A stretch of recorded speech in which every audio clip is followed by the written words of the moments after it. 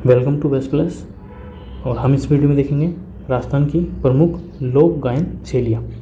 हमने इससे पहले देखा था कि लोकगीत, ठीक है, तो लोकगीतों को जिस शैली के अंदर गाया जाता था उनको लोकगीत की शैलियाँ कहते हैं। लोकगीत की शैलियाँ, और वो लोकगीत की शैलियाँ कौन कौन सी हैं देखते हैं। तो सबसे पहले है मांड शैली, जिसमें हमने पढ़ा था कि बालम पधारो ने हमारे देश, केसरिया बालम पधारो ने हमारे देश, उसको मांड शैली के अंदर गाया जाता था। फिर दूसरी शैली है लंगा, तीसरी है तालबंदी और चौथी है मांगणियार शैली। ठीक है, तो ये प्रमुख 4 शैलियाँ हैं जो हम इस वीडियो में देखेंगे। सबसे पहले हम देखते हैं मांड शैली। तो मांड शैली को जो 10वीं सेंचुरी थी, जो 10वीं शताब्दी में जैसलमेर में को मांड नाम से जानते थे। 10वीं शताब्दी में जैसलमेर को मांड के नाम से जानते थे, और यहाँ पर जो गायन शैली विकसित हुई उसको मांड शैली नाम दिया गया। तो आप ध्यान रखेंगे कि 10वीं शताब्दी के अंदर जैसलमेर को मांड के नाम से जानते थे, और यहाँ इस क्षेत्र के अंदर जो शैली विकसित हुई, जो गायन शैली विकसित हुई, ठीक है, उस गायन शैली को मांड नाम दिया गया। अतः मांड शैली कहा गया, जैसे कि मैंने बताया।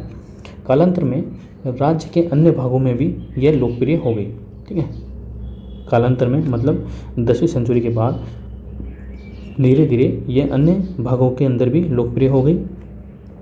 अब प्रमुख मांड शैलियाँ जैसे कि जयपुरी, जोधपुरी, बीकानेरी, उदयपुरी, ये प्रमुख मांड हैं। ठीक है, जो इसी गायन के अंदर गाई जाती है। और इसका जो लोकगीत है वो केसरिया बालम पधारो नि मारे देश, ये प्रमुख लोकगीत है जो मांड शैली के अंदर गाया जाता है। जब पत्नी अपने पति को संदेश भेजती है कि घर आ जाओ, अब मेरे को याद आ रही है, तो ऐसा है पधारो केसरिया बालम पधारो नि मारे देश। और ये राजस्थान का राज्य गीत भी है। कौन सा है? राज्य गीत। तो ये भी आप ध्यान रखेंगे। नेक्स्ट शैली है लंगा। तो लंगा जैसलमेर बाड़मेर क्षेत्र के अंदर लंगा जनजाति द्वारा गाए जाने वाली शैली है। ठीक है, जो लंगा जनजाति है वो अपने जो गीत हैं, ठीक है, उनको लंगा शैली के अंदर गाती है, इसलिए इस शैली को लंगा शैली के नाम से जानते हैं। और लंगा शैली के अंदर जो मुख्य वाद्य यंत्र हैं वो कौन कौन से हैं? एक तो कमायचा है और एक है सारंगी। तो कमायचा और सारंगी के माध्यम से जिस शैली के अंदर गीत गाया जाता है लंगा जनजाति द्वारा, वो लंगा शैली कहलाती है। ठीक है, इससे अगले वीडियो में हम प्रमुख वाद्य यंत्र पढ़ेंगे राजस्थान के। ठीक है, फिर जो मुख्य गीत है इसका, तो वो कौन सा है? वो है निम्बुड़ा। तो निम्बुड़ा जो गीत है, मुख्य गीत लंगा जनजाति द्वारा लंगा शैली के अंदर गाया जाता है। ठीक है, तो ये आप ध्यान रखेंगे। मैं आपको इसके अंदर वही करवा रहा हूँ जो इम्पोर्टेंट है, जो एग्जाम के पॉइंट ऑफ व्यू से इम्पोर्टेंट है, और 99.9% आने के पूरे चांस रहते हैं। तो नेक्स्ट है हमारा तालबंदी शैली। कौन सी शैली? तालबंदी शैली। औरंगजेब ने इसके ऊपर रोक लगा दी थी, क्योंकि औरंगजेब एक मुग़ल बादशाह था। ठीक है, तो वो दक्षिण अभियान मतलब हमेशा युद्ध ही करता रहता था। ठीक है, तो औरंगजेब कहता था कि मुझे संगीत के लिए मेरे पास समय नहीं है। ठीक है, संगीत के लिए मेरे पास समय नहीं है, तो औरंगजेब ने तालबंदी या संगीत पर ही रोक लगा दी थी। ब्रिजवासी साधु संत पूर्वी राजस्थान में आ गए थे, तो औरंगजेब ने जब रोक लगा दी तो जो ब्रिजवासी साधु संत थे वो पूर्वी राजस्थान के अंदर पलायन कर गए। ठीक है, पूर्वी राजस्थान के अंदर पलायन कर गए, जिसके कारण ये जो शैली है तालबंदी शैली, वो पूर्वी राजस्थान के अंदर आ गई। करौली, भरतपुर, सवाई माधोपुर ये मुख्य क्षेत्र हैं जहाँ पर तालबंदी गायन शैली का विकास हुआ, लोक गायन शैली विकसित हुई। ठीक है, तालबंदी लोक गायन शैली विकसित हुई करौली, भरतपुर और सवाई माधोपुर के अंदर। इसका जो मुख्य वाद्य यंत्र है वो क्या है? नगाड़ा है। कौन सा है? नगाड़ा। आपने वो जब भी मेट का गाना सुना होगा, नगाड़ा नगाड़ा नगाड़ा बजा। ठीक है, तो वो वाला नगाड़ा है इसका मुख्य वाद्य यंत्र तालबंदी गायन शैली का। फिर नेक्स्ट है तालबंदी के मुख्य कलाकार कौन कौन है? तो तालबंदी के मुख्य कलाकार है, तो तालबंदी के मुख्य कलाकार कौन है? ठीक है, अल्लाई, जिल्लाई बाई और गंवरी बाई। ठीक, फिर है मांगी बाई जो कि उदयपुर की हैं। फिर है जमीला बानो जोधपुर की, बन्नो बेगम जयपुर की। और मुख्य गीत मैंने बताया केसरिया बालम पधारो नि मारे देश, ये तालबंदी के अंदर भी गाया जाता है।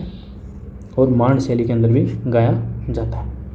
तो दोनों के अंदर गाया जाता है ये, तो ये आप ध्यान रखेंगे।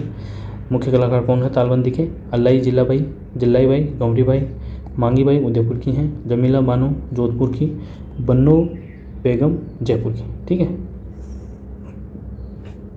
फिर नेक्स्ट है मांगणियार। ठीक है, कौन? मांगणियार। जैसलमेर बाड़मेर मांगणियार जनजाति द्वारा ये गायन शैली विकसित की गई। जैसलमेर बाड़मेर के अंदर मांगणियार जनजाति द्वारा यह गायन शैली विकसित की गई। ठीक है, जिसके अंदर मुख्य वाद्य यंत्र जो है वो कमायचा और खड़ताल होती है। क्या होती है? कमायचा और खड़ताल। इसके अंदर जो मुख्य कलाकार है मांगणियार गायन शैली के, वो है एक तो साकर खां और एक है सद्दीक खां।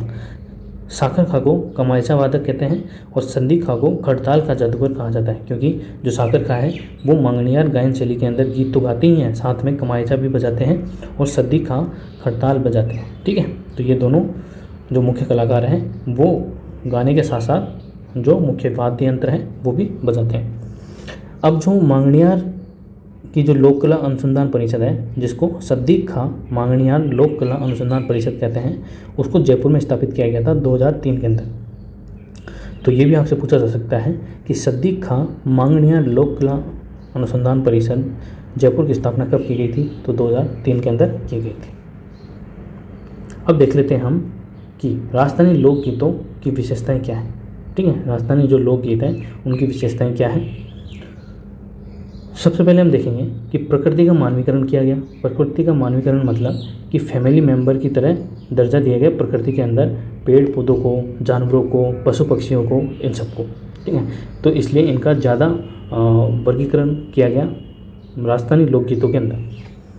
राजस्थानी लोकगीतों के अंदर अश्लीलता नहीं है, जैसे भोजपुरी जो संगीत होता है, जो बिहार की तरफ जो संगीत होता है उसके अंदर अश्लीलता होती है, वैसे जो अश्लीलता है वो राजस्थान लोकगीतों के अंदर हमको नहीं मिलती है देखने को।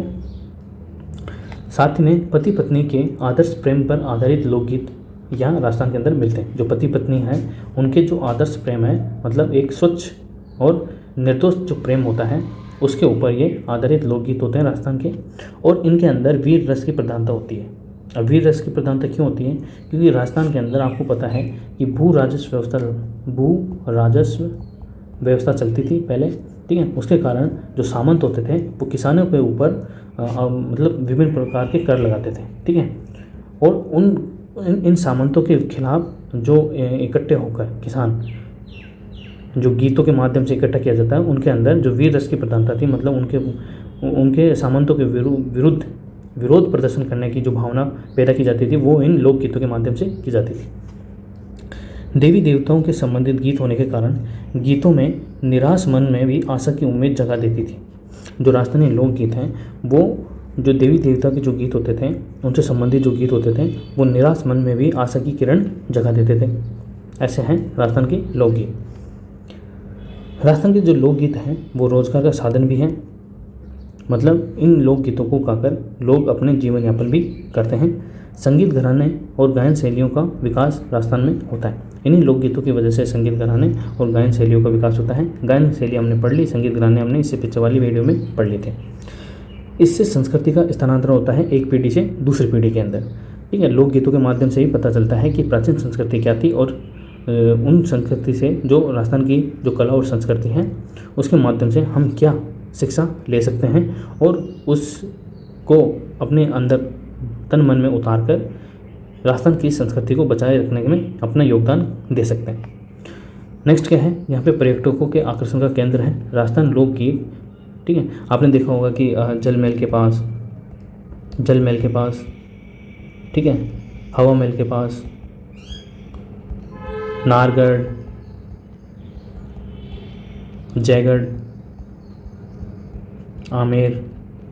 ठीक है, आप जब भी घूमने जाते हो तो यहाँ आसपास आपको राजस्थानी ड्रेस के अंदर आपको कुछ संगीत या गीत गाने वाले, लोकगीत गाने वाले मिल जाएंगे। ठीक है, तो वो एक तो रोज़गार का साधन हो गया, ऊपर से उनको देखने के लिए जो पर्यटक आते हैं वो उनका आकर्षण का केंद्र बन जाता है। ठीक है, तो ये पर्यटन को भी बढ़ावा देते हैं। ठीक है, तो ये प्रमुख राजस्थानी लोकगीतों की विशेषता हैं जो हमने देखी है। ठीक है, तो अगर आपको ये वीडियो पसंद आया है तो वीडियो को लाइक करें, शेयर करें और चैनल को सब्सक्राइब करें। Thank you. और इसकी PDF आपको टेलीग्राम चैनल पे मिल जाएगी, लिंक आपको इसी वीडियो के नीचे डिस्क्रिप्शन में मिल जाएगा। Thank you.